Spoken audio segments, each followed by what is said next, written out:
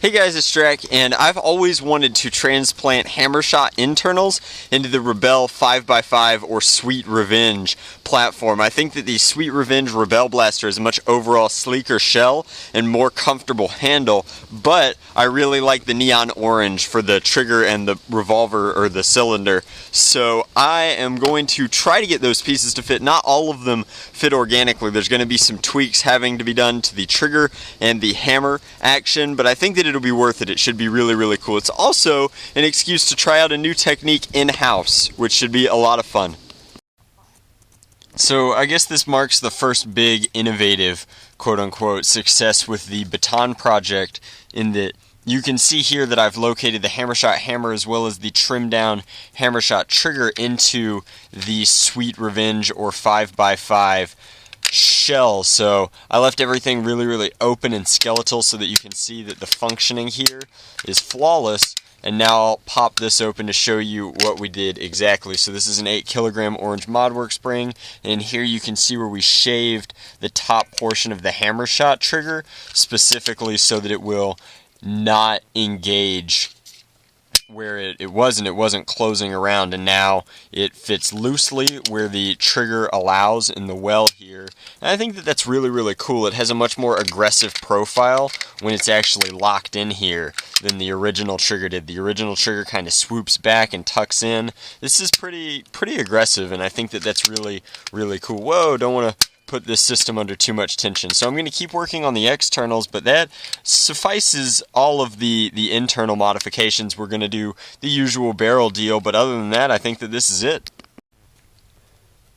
So for the Secret Project Baton, I sanded to 600 grit. That's grit that I normally use when I make jewelry, so it's wet and dry sandpaper of a very, very high grit. And whenever you're planning on doing hydro dipping, I think that that's a very necessary action to make sure that you just have an ultra smooth, very porous surface to dip with so that there's plenty of adhesive property to work with here.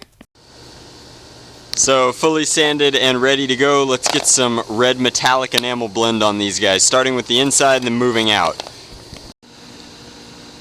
So I'm actually filling my wheelbarrow from my yard full of water, and I'm filling it with warm water. It's not necessarily warm coming from the tap, but in this hot summer weather, it'll be warm in no time. Why am I using such a large surface area for such small blasters? Well, because I have every intention of taking my GoPro and putting my GoPro down in the bottom so that we can get not only the top-down perspective of hydro dipping, but also the bottom-up. The wheelbarrow also has the unique advantage of being able to push over into my grass and dump out the water, since you want to do each dip separately. You don't want to dip once and then have the mess floating around from that first dip. It's very important, or imperative rather, to dip once, clear your water, refill, and then dip again.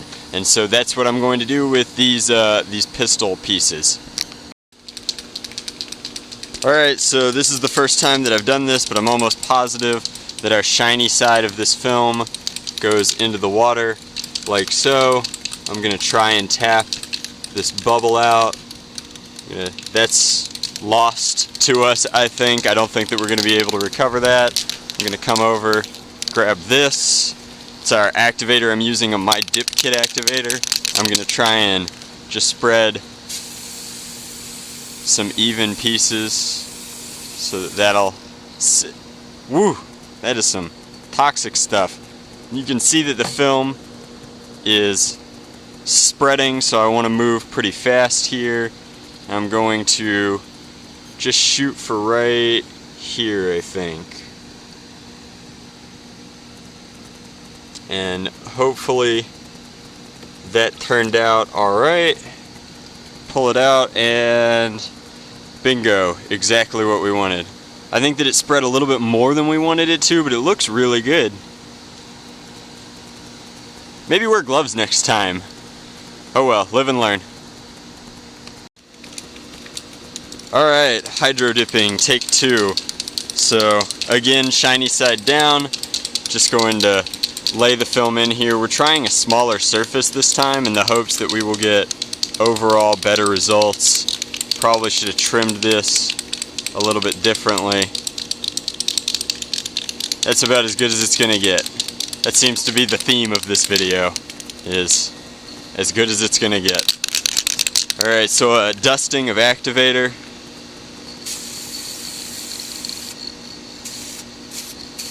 That's already starting to liquidate. And we're going to come in and press this. This time I think we're going to shoot. Hard to find the image, but at least it's not spreading as fast. This time I like right here. And that's broken up. We can pull the excess out. Trying really hard to get this out clean. And bingo. There's a little bit of slag there, which I'm not digging, but I think that overall we got most of the pattern that we wanted. Alright, I'm going to go rinse this off and I'll show you what that looks like later. Alright guys, so the timing here is non-consequential. Immediately after I got these out of the dip bath, I brought them over here to my shower so that I could rinse some of that excess goo off. And the trick here is to be very gentle. So this is a shower head running on the gentlest setting I have. The professional studio that I did this at last time had a specific apparatus for this, where they essentially poked very large holes in a hose to kind of make a tank that rained on their pieces so that they didn't have to think about it. But I'm having to gently oscillate. But you can see there that I've managed to save the pattern where it was condensed by bleeding off a little bit of the excess by pushing down this way. And that sounds complicated, but it was really just very, very intuitive. And now I think that this is pretty clean, so all I have to do is dry it, and it's time for a clear coat. This piece looks awesome. Boy, let me tell you. Now, the first thing that anybody will tell you about hydro dipping is that once it's done, if it's nice, and it does in fact look nice, you have to protect it because it is a little bit delicate on the surface there. So I'm using this is Duplicolor's Gloss Finish Clear Coat, and I'm going to spray this over all of this to make sure that it's very, very safe, very, very solid. I think I'm probably going to do at least 2 coats, probably 3 before it's all said and done. Alright, so now that all of these pieces are completely clear coated and look really good, go stop it. They are ready to be reassembled. I've gone ahead and finished, I guess, test fitting and making sure that everything works well here. This is an 8 kilogram Orange Modworks hammer shot spring, so these internals are ready to lock into place. I did not sand off the Rebelle logo, as I have already gone in and made myself a specific leather wrap for this, so this will fit over and there's no need to take off the logo if you're just going to cover it anyway. So this is ready for its final assembly. The only thing that I forgot to do is I forgot to paint this little rail attachment piece orange, so I'm going to have to do that. But I'm very pleased with how these pieces turned out, and I think that they're going to be just excellent. Normally, Ghost isn't allowed in the Nerf room, but it's thunderstorming something awful, and the Draculina is not home yet from school, so she kind of sticks to me like glue when it thunderstorms. So sorry she's interrupting the video, but there was no way around it if I wanted to assemble this today. So I'm going to put this together and then we'll go outside for a final firing demo, but I think that covers everything that I've done to this blaster, and it should look really, really special when it's all put together. Alright guys, so this is it. This is my finished baton blaster. I've named it down here, signed it right underneath the leather wrap. The signatures have been done in silver enamel, which is important. It won't wear off. I think that that's very nice. And then here, if we catch the light just right, where's a good patch of light? Over here we're getting some break through the tree. You can really see this pattern. It's a matching pistol to the Nosferatu primary that was made for me, except I did this dip in-house myself. It's my first in-house dip, and I'm really pleased with the results. I got a lot of the pattern is very, very clear. We've got the excellent bat profile for some of the kind of camouflage fittings to it. Here's Nosferatu flying out on this side, and then I think that that turned out really, really nicely. So when using hammer shot internals, you get a very aggressive forward-facing trigger action, which is very nice. I like that a lot. And using the hammer, you have to come in here, and hopefully this picks it up. You have to shave a lot of the hammer off so that it'll fit inside the Sweet Revenge's shell, and even doing that, I did scrape some paint, which kinda drives me crazy, but it's a lot of live and learn in this project. Since it was my first in-house dip, I'm okay with having a little bit of damage in the heaviest wear portion of the blaster, exclusively because there was no way to know or prevent or kind of happenstance, I guess, understand what would happen before just kind of throwing all the internals in and going to town. So we've got orange trim here, and then the Hammershot's revolver, or cylinder rather, is orange, which is sweet, so everything matches. You can barely see the blue in there from the fitting where it locks into this thing. So I always like to leather wrap my blasters that don't have rev triggers. It's just ultra comfortable and really easy to do, so I do it every time I get the chance, and I think that it makes this blaster very, very sweet. It's got a very aggressive profile, and I just can't get over the dip job over the metallic enamel. I think that it looks really nice. The modifications are very simple and easy to understand, so getting above normal performance out of this revolver, as it has that 8 kilogram orange ModWorks spring, and everything is rotating and actuating flawlessly, which I like. I am really a big fan of this, and I'd love to perfect this technique. I think this is what makes this blaster special,